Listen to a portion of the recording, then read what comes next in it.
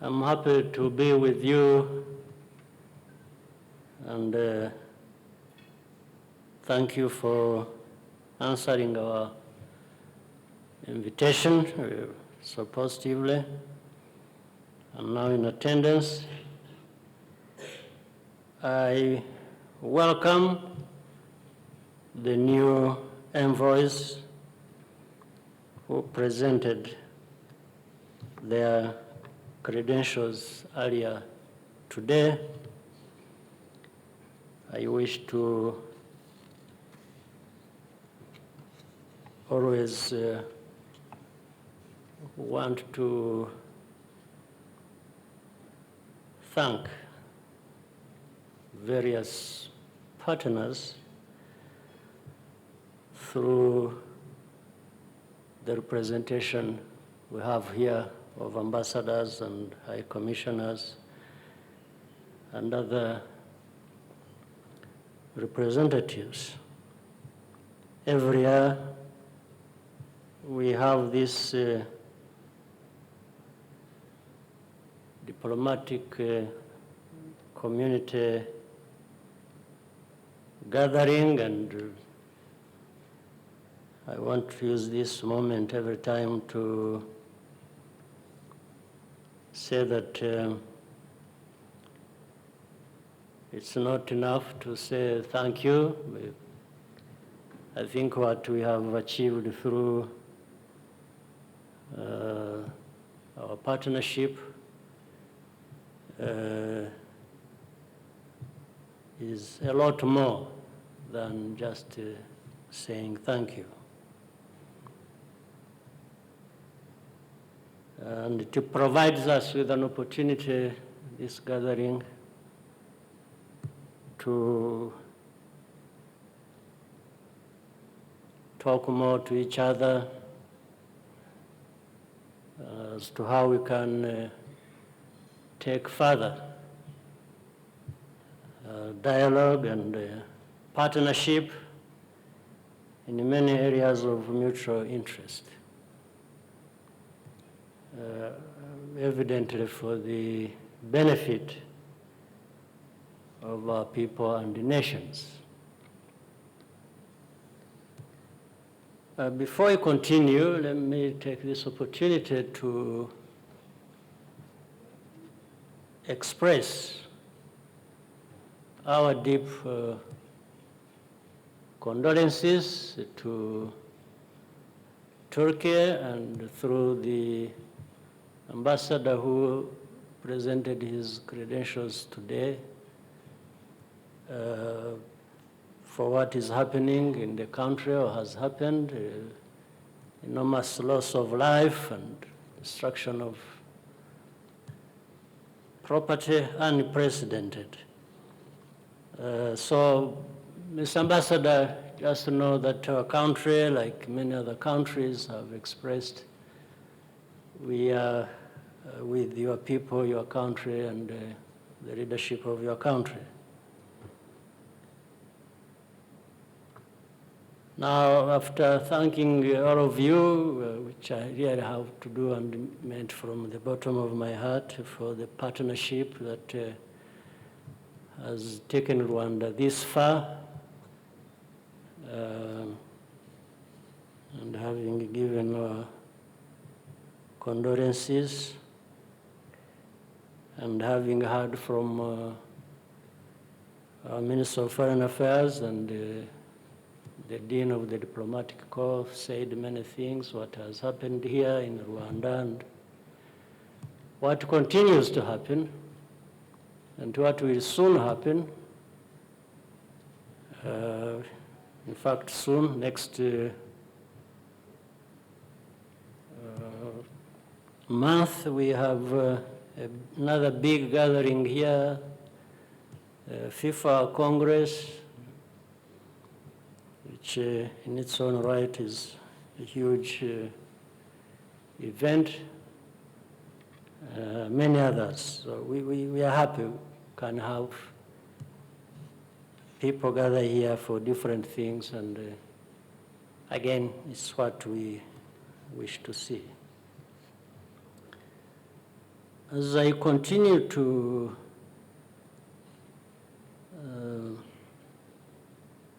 want to express myself, I know also for most of you,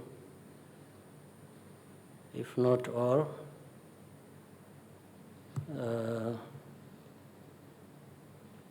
have many questions about, well, for what happens here in our country, you know very well. That's why you are here. I'm sure you follow very closely.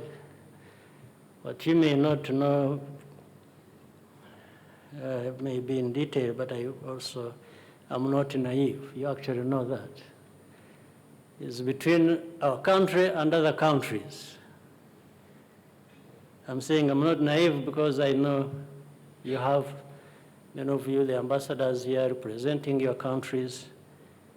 You have also your colleagues representing your countries in those countries that are close to us.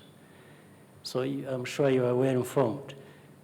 Only, of course, the caveat here is maybe you are informed differently. The story about what is at the border, let's say, between us and Congo, has one version in Kigali and has another version in Kinshasa, depending on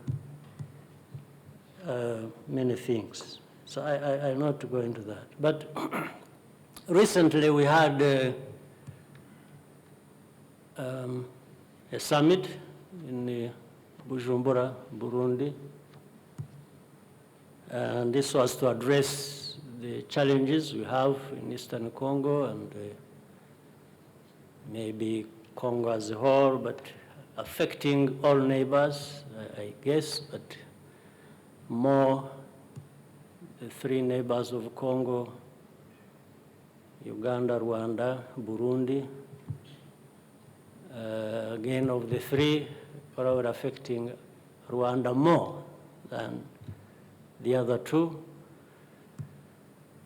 But I don't want to raise it in that way of saying one is affected more than the other. That's not the point. I would just wish to indulge you in a different way for obvious reasons. So in our broad partnership, there are these things we have to deal with, which sometimes may even threaten what we have built over many years together with your support. Some of us have to make sure that doesn't happen. It doesn't happen here, neither do we want that to happen anywhere else where you have partnership with other people. That is my starting point. But I don't know whether you share this with me, but I just bringing out as I feel and as I see it. I think in this room we do different things, but basically around diplomacy, many people are diplomats here. Others do politics, like some of us. It wasn't our first choice to do politics, but we find ourselves here in any case. What I have learned over the years, politics and diplomacy are very strange things, very strange.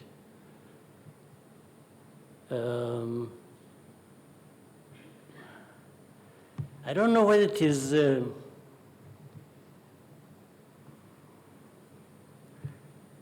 because of the world order we find ourselves in today, or it has always been like this, or it will always be like this. But in politics and in diplomacy,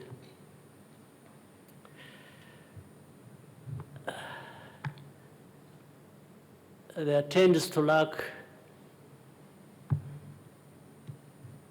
or rather, people don't tend to commit to the truth, to facts, or evidence. It is only everything in between. You avoid the truth, there's avoidance of facts or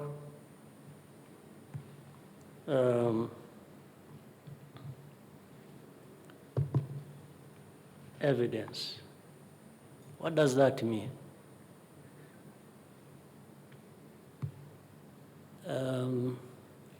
So the truth tends to be a matter of perception, or is subjective. And that's how we go along. And sometimes things defy logic or reason.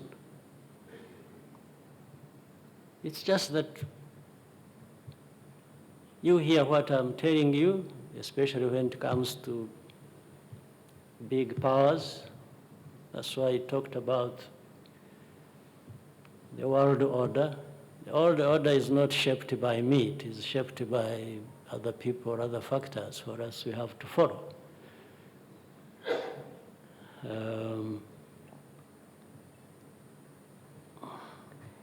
Let me pick one example I wanted to say. For what is happening in between us and Congo and within Congo and all the... And I'm raising this because every time, wherever I go, many people I meet, same questions keep coming up. I'm just talking about my personal experience. Others may be experiencing different things. I'm asked the same questions. I try to give the answers, but because I'm asked so many times, I try to give answers, same answers, but in a different way to see if the one asking, maybe who did not understand last time we met, by way of reframing or rephrasing what I'm answering, they may understand. But it keeps coming the same way. So what does this mean? And I want to build on that to give you an example. The problems between us, Rwanda and Congo, and happening in Eastern Congo, even if it involves other people. Now we are into it more than 20 years, between 20 and 25 years.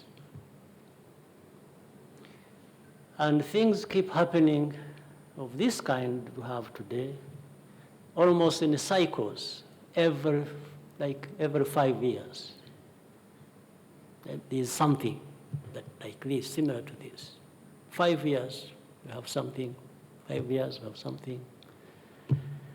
Like the current situation we have was there 10 years ago, 2012. 2012, we had a similar situation. Handled differently, things different, but we had a similar thing, 10 years ago. So my question here is, look at what has happened. We have had a UN peacekeeping mission in Congo. Around that, for over 20 years. So it covers 10 years before that, and then the 10 years I have just said, that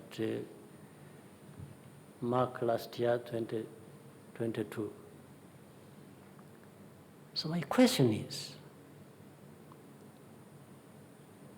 if diplomacy and politics have no problem, as I was suspecting, as I said, why would you have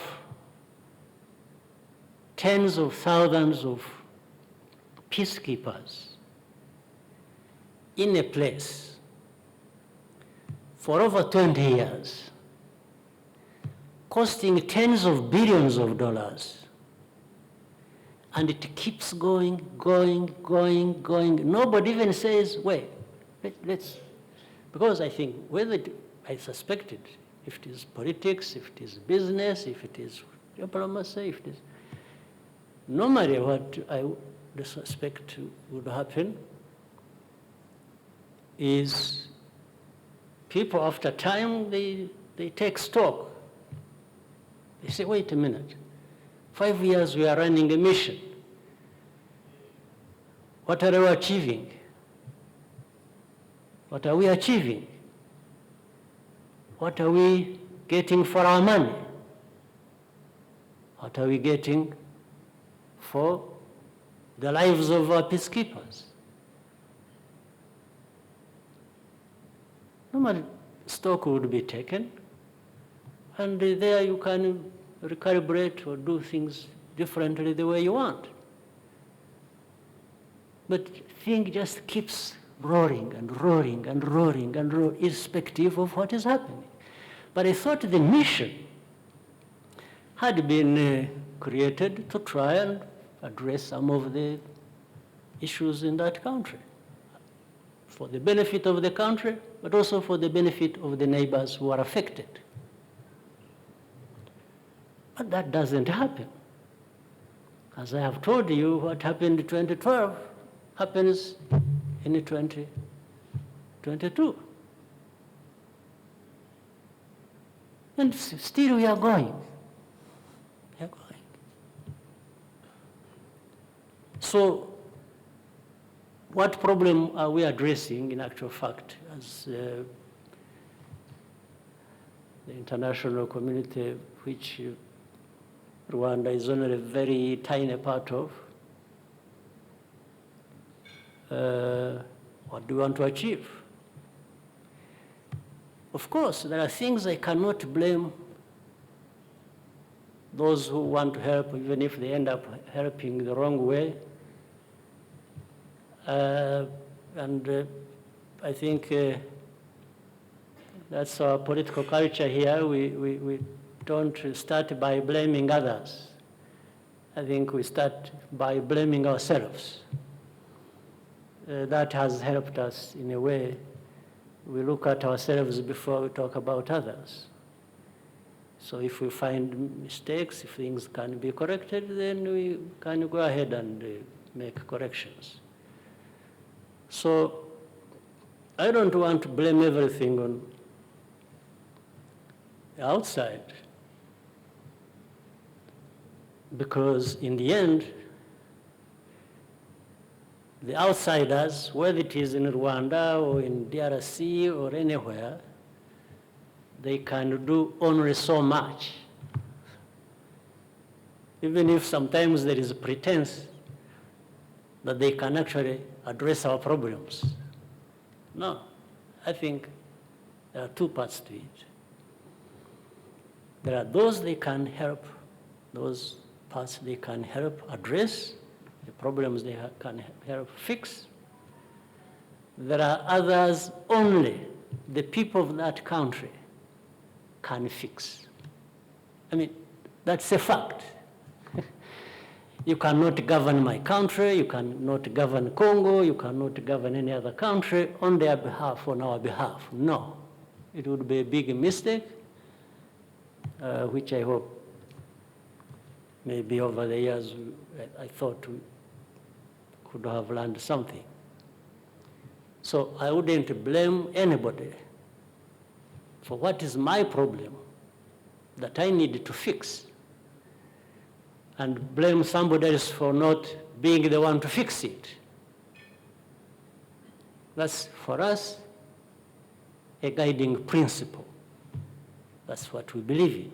There are things for us to fix. There are things we can fix with the help of others, like I started with thanking the partnership we have with many of you. So really the question here begged is, today, it doesn't matter. It's as if we get lost in he said, he did, the other one said, he did, he said, and it goes on and on and on, except fixing the actual problem. And that's how sometimes you find people find the easy way. The easy way to fix it is put it on somebody's back and say, no, the problem is this one. In this case, the song I have heard repeated by the leaders of Congo, and sometimes others become even sympathetic and accompany that thinking by making pronouncements that it is Rwanda. This is why I'm saying, I think in the order we have today, in diplomacy and politics, the facts, the reasoning, the logic, the evidence doesn't matter. It's dead.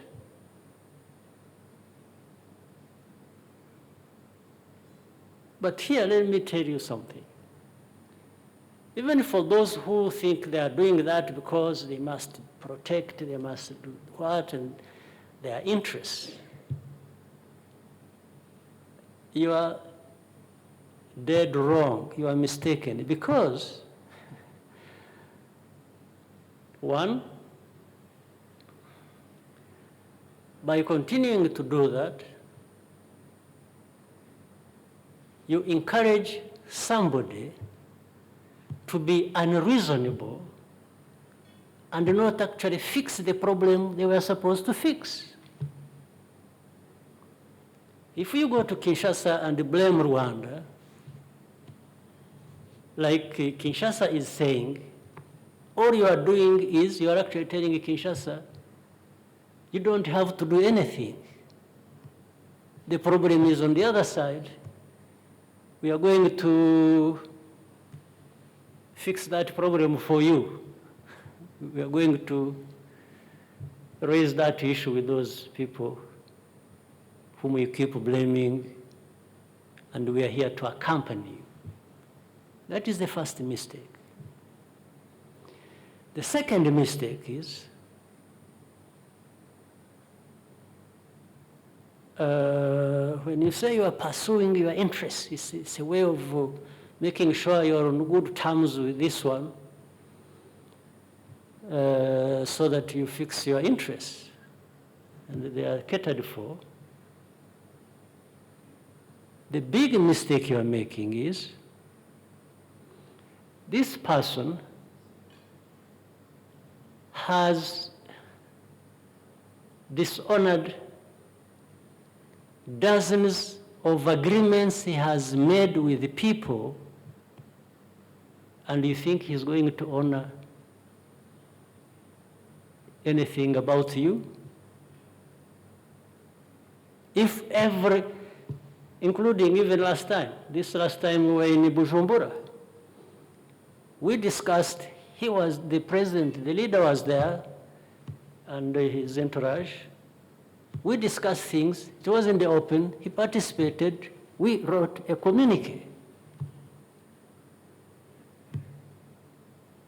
giving people a sense of what we discussed and the way forward. The communique is read, but the next day, the opposite communique is read in Kinshasa.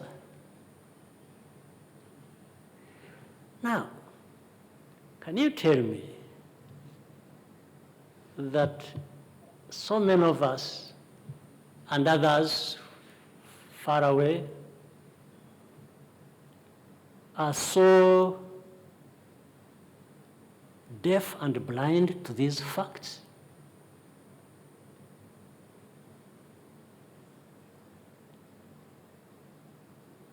So, how do you expect to address such a problem? We have told people publicly, openly, including those leaders, that look,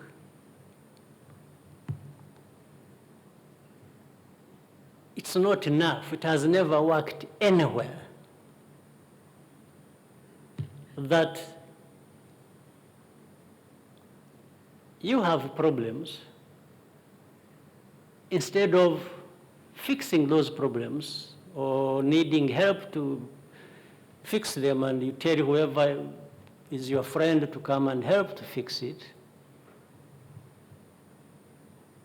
you run away from those problems and you just decide somebody somewhere else is the one to be held accountable for that. And the whole world gets fooled about it, and sometimes to the level that they make pronouncements that are not helpful.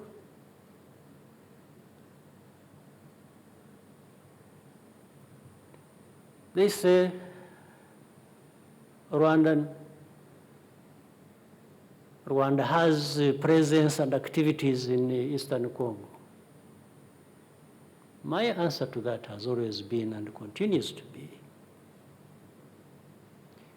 why would you think Rwanda has to be in Congo, Eastern Congo? Why? If you understand why,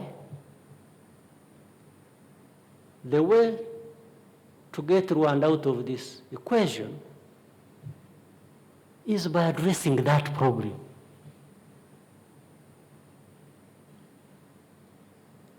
We have heard the FDLR story, these remnants of genocide perpetrators, for the last more or less a generation. Close to 30 years. It's not a fiction. It's not a myth, it's not anything created. It's a fact.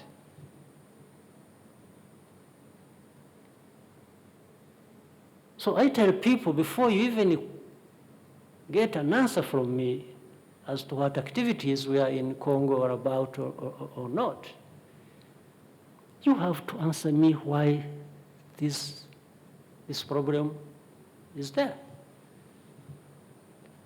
Why anybody would fire artillery across our border and kill our people?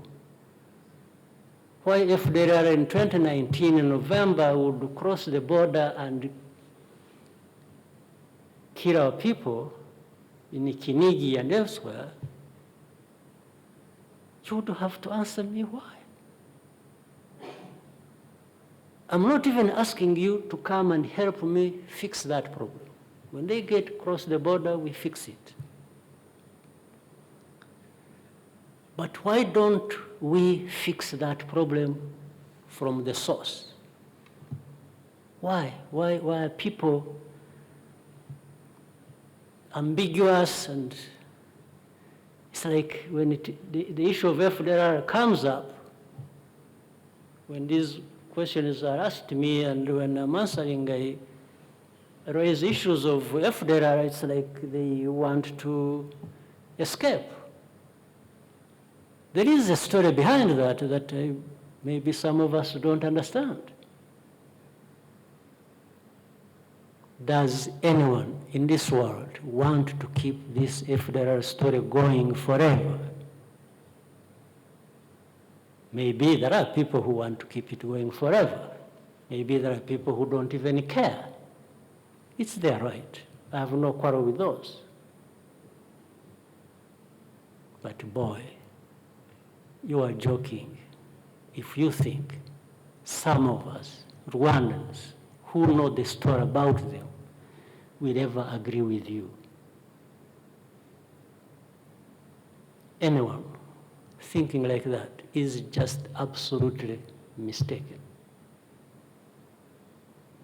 It's about us, it's about our lives, it's about our story, it's about our history, it's about our identity, it's about our existence, and nobody in this world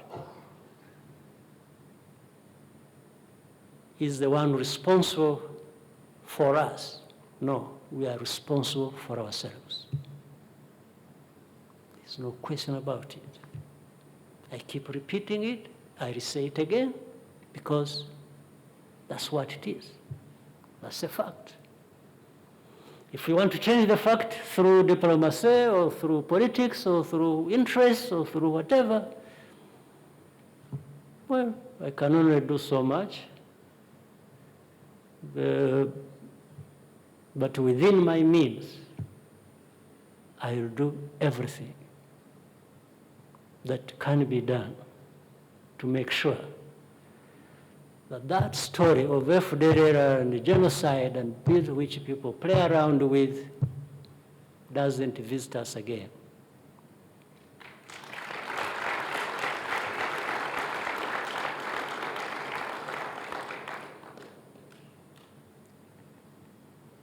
The rest, we can keep massaging the problem and playing around with it, and I don't know what to do about it. You know,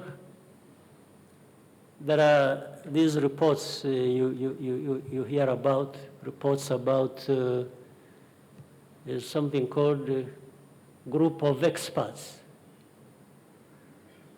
They make reports. Those who task them one day add something else they should look at, what I've just said. Can't the experts find out for us why this story of FDLR keeps going on? Why it has to wait until it even results into hate speech and killings and persecution that is going on currently? Can't they tell us the story? Who is behind the hate speech? Who is behind the killings? Who? What is the story of continued existence of FDLR? Some experts need to tell us if they are worth being called the name. I know they are actually worth it. They have the capacity. But again, it's the politics, it's the diplomacy. So somebody with full expertise and knowledge and skill is just, you know, as kids, I was taught by when we were young, at school, by Indian children who were going to school together in high school, how to fly kites. Kites, you know, So these experts are flown like kites. They just, no, I mean, sometimes the experts need to be experts and not be flown like kites.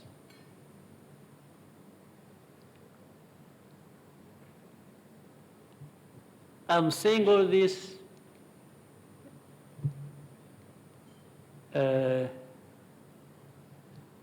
running into the risk of boring you, but when it is my time, it is my time. I try to use it.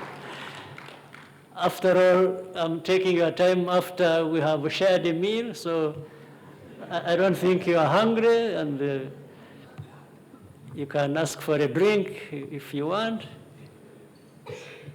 So the moment is to, I don't want to go back home with something left in my heart and then I say, why did I not say this?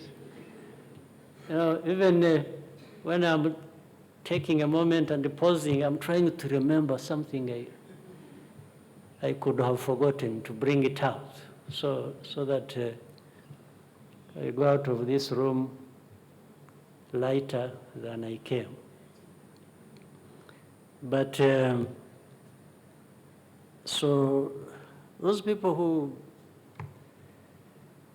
yeah, but the blame should go where it should go.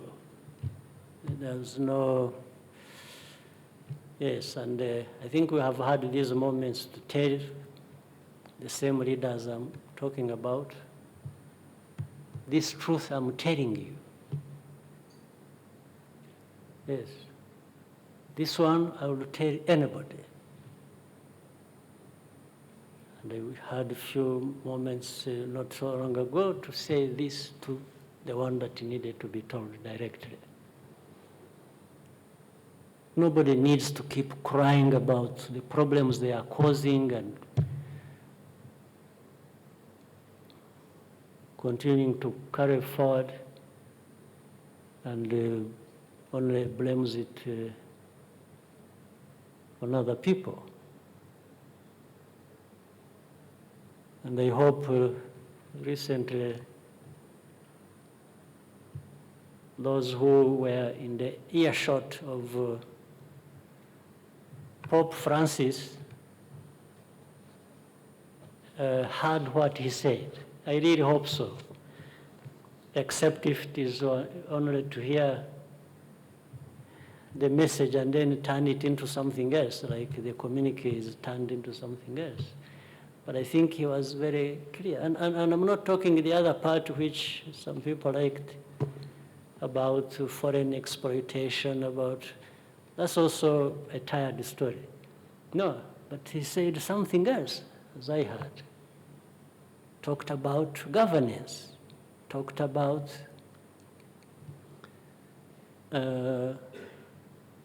hate speech and so on and so forth, and the suffering of the people. And I think that message should have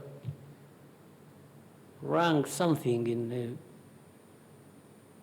people's ears, if they are worth being leaders of people.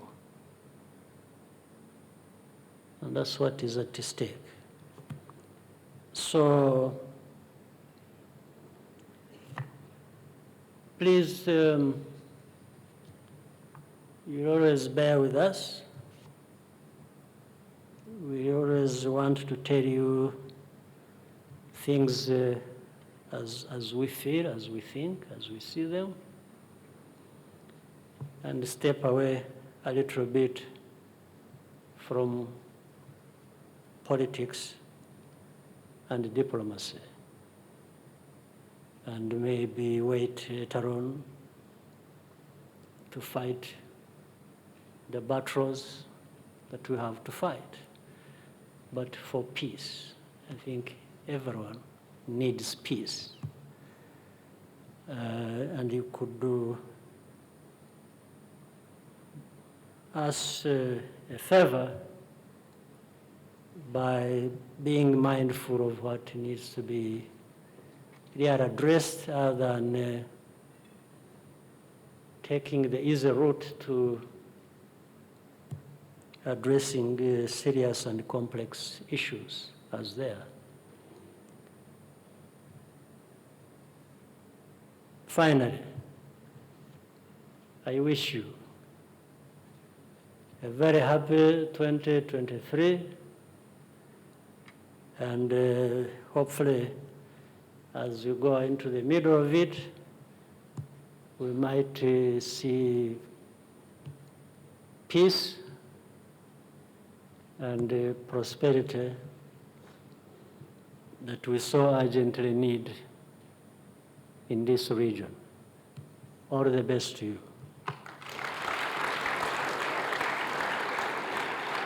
So will you please join me to a toast and to the good health and prosperity of all our peoples and countries in this new year. Cheers.